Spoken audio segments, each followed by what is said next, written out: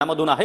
अभिनेता राहुल सोलापूरकर विरोधात पुण्यामध्ये वंचित बहुजन आघाडी, रिपब्लिकन पार्टी ऑफ इंडिया आणि खरात गटाचं आंदोलन सुरू आहे। राहुल सोलापूरकरच्या घरासमोर कार्यकर्ते आक्रमक बनलेले आहेत। आधी छत्रपती शिवाजी महाराजांबद्दल आणि आता डॉक्टर बाबासाहेब आंबेडकरांबद्दल सोलापूरकर बरळला आणि त्यानंतर वंचित बहुजन आघाडी, रिपब्लिकन पार्टी ऑफ इंडिया आणि Republican party of India Kharat गटाचे कार्यकर्ते राहुल सोलापूरकरच्या घरासमोर रस्त्यावर उतरून जोरदार आंदोलन करतात।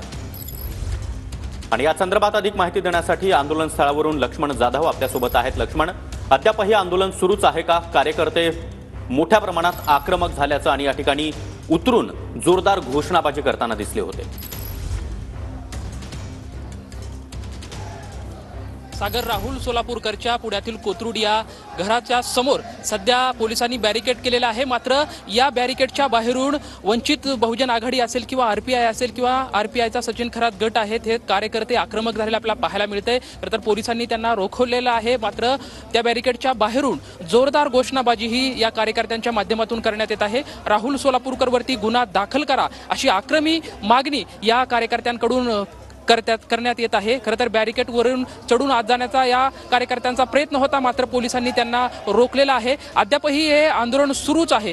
राहुल सोलापूरकरवरती गुन्हा दाखल करा अशी मागणी सध्या वंचित बहुजन आघाडीचे कार्यकर्ते या ठिकाणी जमा झालेले आहेत आणि त्यांच्याकडून ही मागणी करण्यात येते। खरं तर राहुल सोलापूरकर यांनी छत्रपती शिवाजी महाराज आणि डॉक्टर बाबासाहेब आंबेडकर यांच्यावर केलेलं वादग्रस्त वक्तव्य, या वादग्रस्त वक्तव्यामुळे हे सर्व जे कार्यकर्ते आहेत ते आक्रमक झालेले आपल्याला पाहायला मिळत आहेत आणि पोलिसांकडे ते सातत्यानं मागणी करत आहेत की त्यांच्यावरती गुन्हा दाखल करा। यामुळे हे कार्यकर्ते सध्या आपल्याला या ठिकाणी आक्रमक झालेले पाहायला मिळत आहेत। काही कार्यकर्ते आतमध्ये जाण्याचा प्रयत्न करत आहेत, मात्र पोलीस त्यांना रोखत आहेत। बॅरिकेडवरती चढून सुद्धा हे कार्यकर्ते हातामध्ये निळे झेंडे घेऊन घोषणाबाजी जोरदार करत आहेत।